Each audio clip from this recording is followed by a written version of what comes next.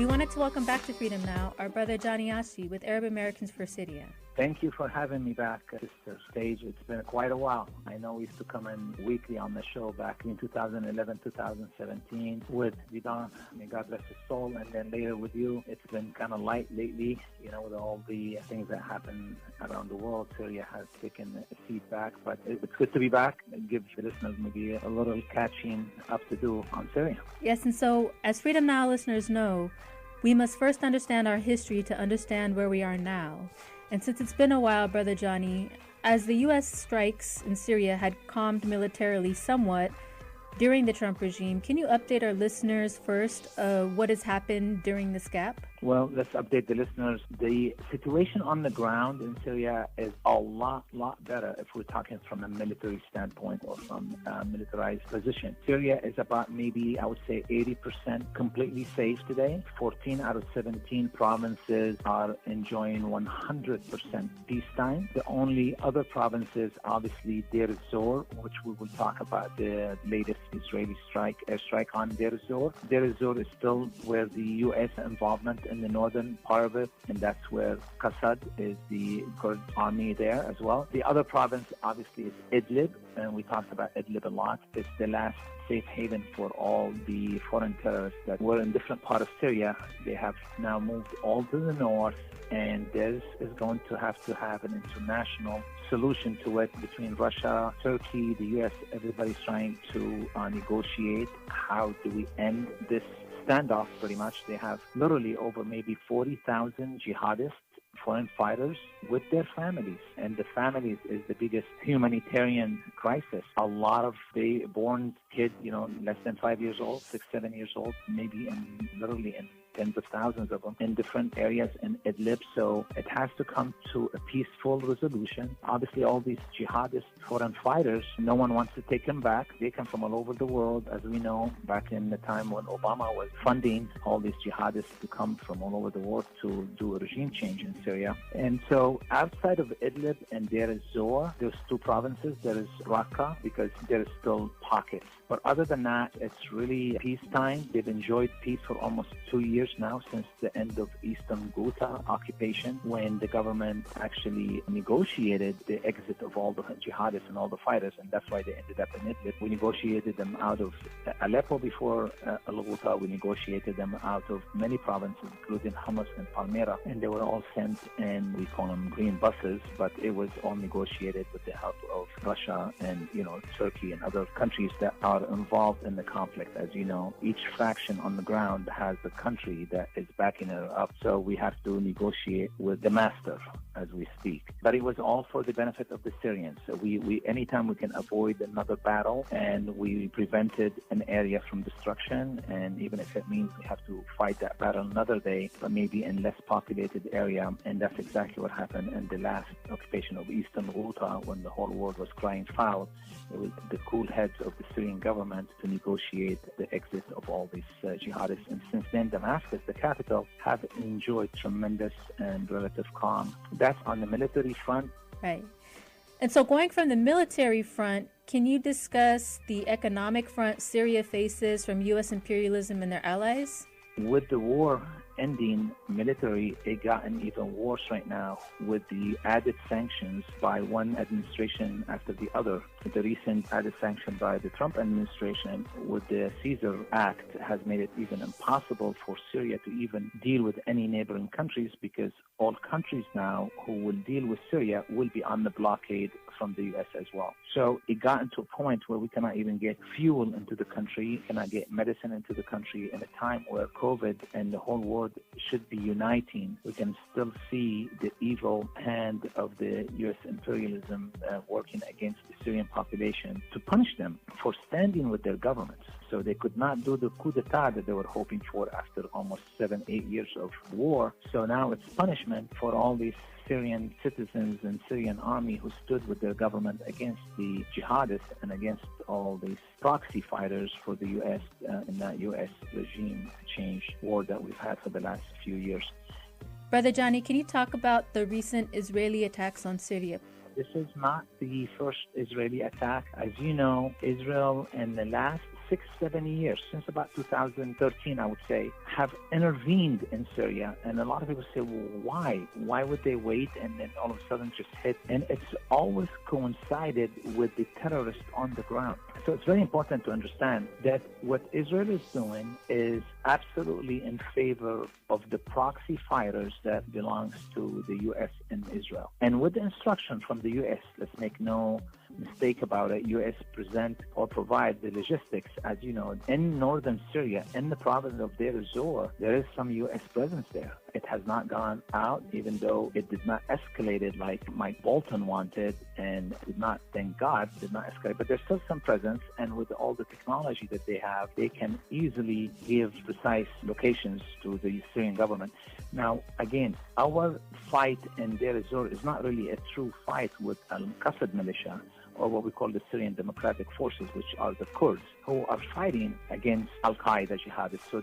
So there is Syrian army and Qassad were united against the fight of al-Qaeda, which were backed by Turkey. It's a long, complex situation, but at the same time, al-Qassad or the Syrian Democratic Forces are working with the Americans to steal the Syrian oil, and they're benefiting trying to turn Deir ez-Zor or part of the province of Deir ez-Zor as their own entity, which will never happen because historically those people were visited Syria. They were never had a historical or geographical claim to the land. So it's not like northern Iraq where some of these Kurds are starting what they call themselves as an independent nation or at least a state with Kurdistan. So they will never happen in Syria simply because they don't have legitimate claim, but they are in a way Syrians recovering from this massive economic struggle that we're suffering from.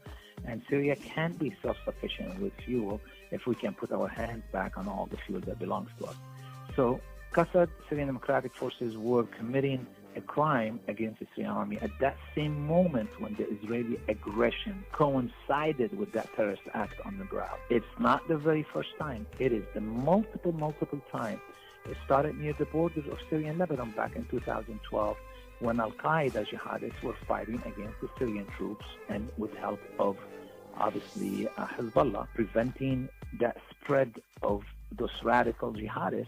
Israel will come and do it. 2 times in Syria, when I was in Syria in 2013, there was a massive attack against all 4 entrances of Damascus, which coincided with a massive Israeli airstrike on Syrian posts to help these jihadists who have been to Israel to get medical attention. These jihadists, what we call them Obama's jihadists, who now the world's starting to say they are terrorists, but at that time, for many, many years, when they were just killing Syrians, they were freedom fighters, right? They were good guys. As soon as Syria has gotten the upper hand and they started fleeing out of Syria back into France and Australia and Canada and Libya and Saudi Arabia, all these countries they came from, they become terrorists and they become bad people. But this is not going to go unnoticed. I'm just letting you know, we've talked about it before.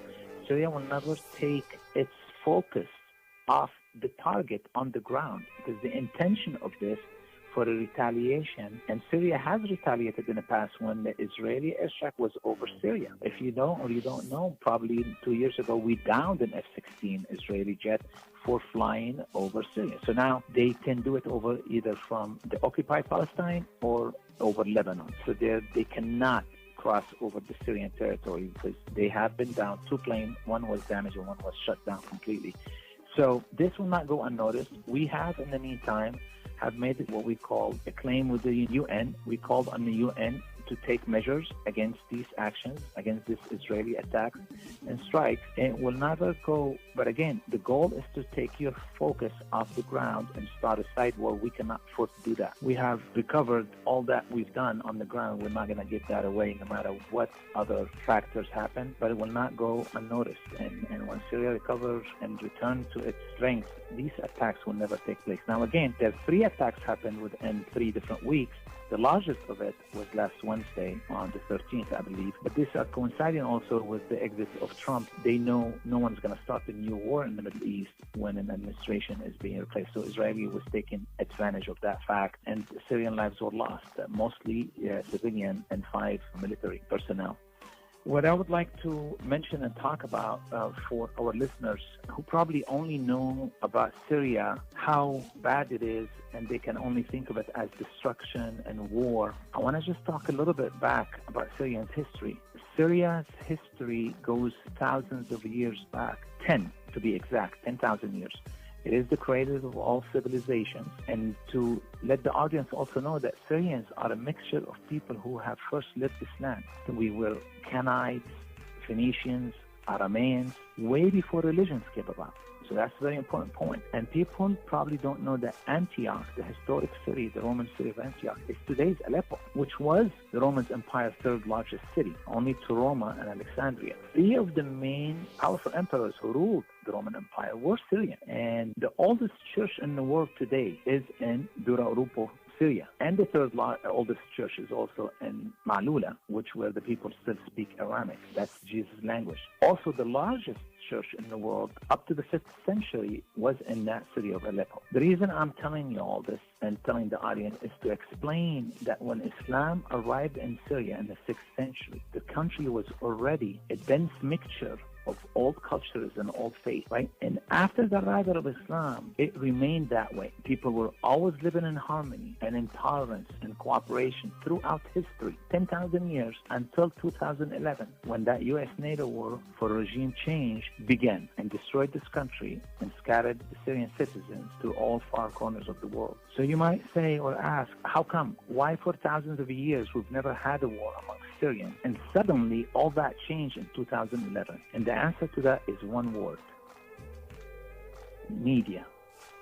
It was the propaganda war that led to the destruction of Syria. And the reason I'm bringing this up today is I've been talking about this amongst friends and a lot of American and Syrian friends here in the U.S. Today we are in a very bad moment as a country, and the people are divided like they've never been before. And we're going to have to figure things out very quickly before it's kind of gone the other way. Again, I say that because in Syria, we never thought prior to 2011 that we could ever be divided. Remember, we're all the same people, the same background. We came out way before religion, so there's nothing to divide us. We were there before Judaism, before Christianity, before Islam. And if you walked in Syria today or even 2011 or any time, you would never see a difference between one another. So we don't have the mixture of different ethnicities in the United States, like black and brown and white and Asian. You don't see that in Syria. You could not tell the difference between a Christian, a Muslim, a Kurd, a Druze, a Shiite, or Alawite, or Sunni, or Catholic. We all absolutely could not be divided, right? So what happened is corporate media entered the scene. Their mission was to divide this country. And I've talked about it in 2011, 2012, 2013 heavily, how they glorified the jihadists, or so-called at the time freedom fighters, who were supported by Obama, never showed their dark side, never talked about their crimes that they were committing, atrocities against the Syrian population. They were committing atrocities from day one, and the media had record of it. I was in 2011, in the first 2 months of the so-called uprising, where everybody was supposed to be peaceful, and there's no army or government forces yet on the ground. When on June 5th of 2011, they committed a massacre against an army post. 110 Syrian of all religion, ethnicity, from different backgrounds, religions, were massacred. We brought all media to cover that massacre. If that massacre was probably covered by the media at the time, the whole world would have looked at Syria differently from day one. Robert Ford, the ambassador of Syria, the American ambassador, went there. He went to that massacre. CNN, BBC, Al Jazeera, Al Arabiya were all there. Not one single footage or photo was shown on international media or on Syrian media. Only Syrian TV was able to talk and cover and show, look at this massacre. That was the most brutal, and probably till today, throughout the 10 years, this still struck me as the worst massacre in that. That was 2 months, June 5th, 2011. They never talked about this. On the contrary, they glorified them as the freedom fighters. And what did they call Syrian patriots like myself? A fascist, a dictator apologist. What's called that for many years, and you know that. So I'm not talking about a resemblance here, but you see what I'm going with. Al Jazeera and Arabiya and the CNN flooded the airwaves in 2011 with lies and disinformation campaigns, misleading, decideful, hateful rhetoric, and they emphasize the sectarian divide in Syria. They start saying, see, the reason they killed him because he was a Sunni and the government is an Alawite and he is a Shiite, but the Christians are siding with the minority of the government. They start calling us by our religion sect, something we've never heard in our whole history. They emphasize sectarian divide, and they were able to finally split the country into those two camps. The radical Islamists, who it's not a religion or sect, it's a political ideology, believe it or not, and the moderate of all of us, Islam, Christian, and Druze, and Shiite, and Sunni, and Alawite. A lot of Sunnis who were not on the side of radicals, they were on the side of the moderates. So they made the war look like a civil war between Christian and Muslim, or between Shiite and Sunni. That was never the case. It was always between those jihadist radicals who infiltrated Syria from different countries and the moderate and the patriots. So 10,000 years of unity were reduced to 10 years of war. And I would not call it even a civil war. It was a manufactured war by the U.S. media and the U.S. regime change arm. So today, mainstream media is pushing divisive narrative on the American people. I just hope that this will stop, since they've achieved their goal and they got their man into office. And obviously, he was the only choice among the establishment and among the military-industrial complex. I hope that now the media will stop playing that dirty role that I've seen it. It's like deja vu all over to me. I've seen this happen, and when we did not believe it could ever happen, it did happen. The strength of the media and the brain control they have on us, it's tremendous. They can tell us anything, and they can hide from us things that would influence us one way or the other. Brother Johnny, as we get ready to wrap up here, we want to bring us up to the present on what we should be vigilant of in regards to United Snakes' imperialist wars in Syria, particular to 2021 with the new Biden-Harris administration, if you can discuss this last point. So, Sister Paige, many of your listeners might not like what I'm going to be saying right now, but in my world, anyone who fights in the military-industrial complex, in my world, in my views, is a good guy. Now, Trump refused to start a new war. He was against the warmongers in Washington. He was the first president in maybe dozens of years that did not start a new war. And for the American establishment, on both sides of the aisle, that is not good. That did not go well with him. So I'm going to tell you now, with Biden being in office, what's going to happen internationally. Internationally, the U.S. will go back to business as usual. They will continue to start wars or fund a new wars, or maybe at least a new intervention somewhere. And I wouldn't say that Venezuela would be too much of a surprise. So, you've heard it here first. Now, what I'm hoping is that they would not restart an old war that Syria might be a victim of it. I look at what Biden's cabinet choices are, from Victoria Nuland to Samantha Power, right? These are strong warmongers who believe that America should go back to its responsibility to protect. That responsibility to protect means new wars.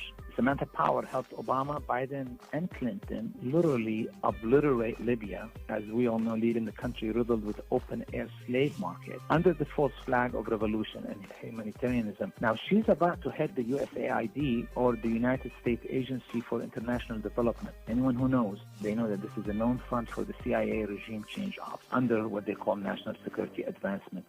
So if anybody believes that this new Biden, with as much as calm he looks and he sounds, this man has voted for war in Iraq. There wasn't one single word that he did not like. He will kneel to the establishment and to the military-industrial complex and will continue business as usual.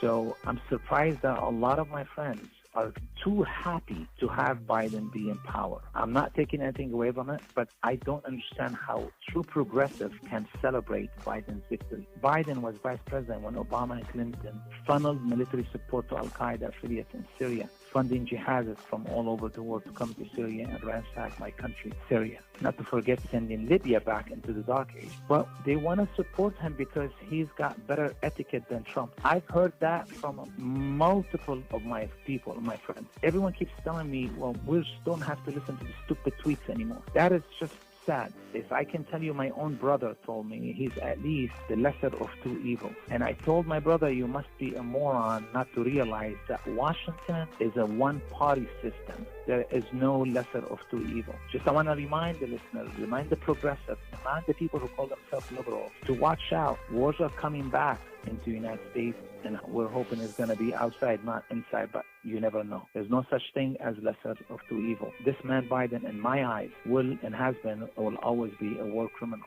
I want to thank you for allowing me to state my opinion of where this new administration, and I'm not trying to be pessimistic, but for a lot of my friends that have seen destruction under the Obama-Biden administration the first, 8 years ago, I can't believe they are that much excited to see the same administration is back in power. Thank you again. We've been joined by our brother Johnny Achi with Arab Americans for Syria. Thank you.